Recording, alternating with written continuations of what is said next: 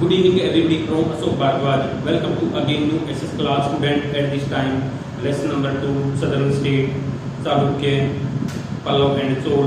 This is the last theory class of lesson number 2 and after that I will discuss with you MCQ question in next class.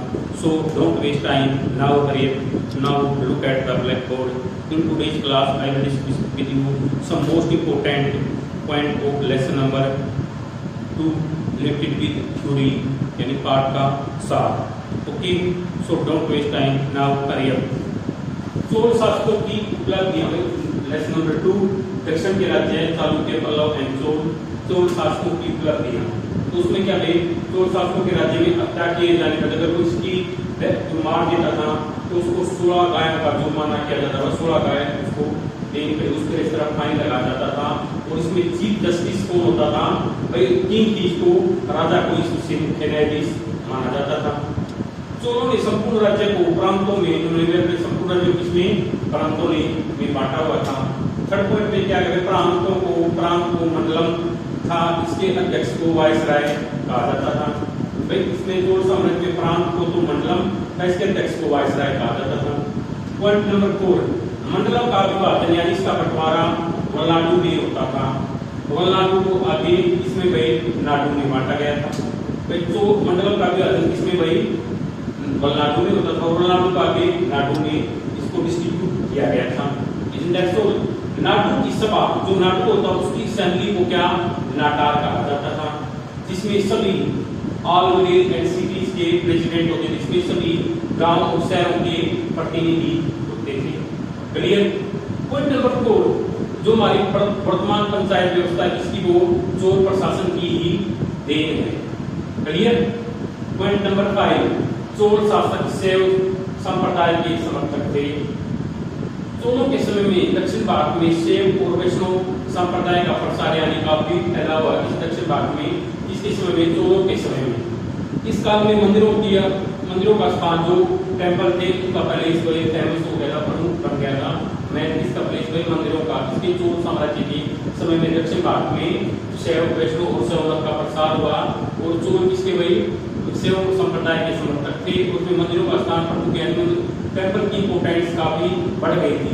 Next point number 6, Chola राजाओं का शासनकाल तमिल साहित्य का सुनहरी काल यानी स्वर्णकाल था. साहित्य के क्षेत्र में मुख्यतः किसकी वही चोल मतलब जो चोल साहित्य में बहुत से काव्य ग्रंथों की रचना हुई. ग्रंथ कुछ विद्वान थे, पोएट तो कवि. तो ये देखो जैन विद्वान तिरुतक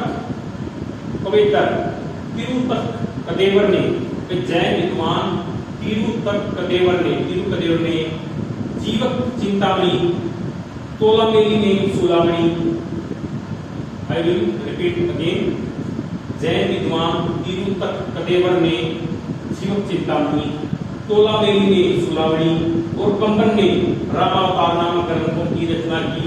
तो आपसे पूछ सकता है भाई, कभी पूछ सकते हैं सॉरी इन स्टेट एग्जामिनर आपसे पूछ सकता है ये भाई चिंतामणि और सूलामणि और कंबन रामावतारा इन ग्रंथों की रचना किस काल में हो गई, चोल शासकों के चोल साहित्य में मतलब चोल शासकों के समय में हुई.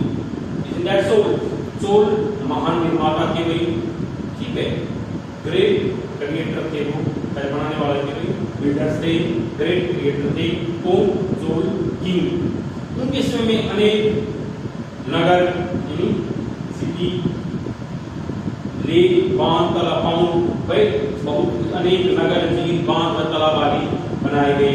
राजेंद्र प्रथम द्वारा अपनी राजधानी गंगई को चोलपुर के निकट बनवाई गई झील बहुत विशाल थी. Okay students, today's class ended here. I hope you must have enjoyed today's class.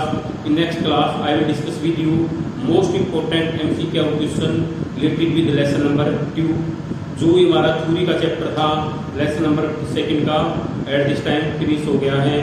So meet you tomorrow in next class with some most important MCQ question related with lesson number 2 southern state, Chalukya, Chola and Pallava. If you have any query related with this lesson, you can consult me in comment box. Please tell me about the meaning of this word. I will tell you definitely in my next class. But first of all, you will write your comment. So thanks for this cooperation. Jai Hind, Jai Bharat, Jai Haryana.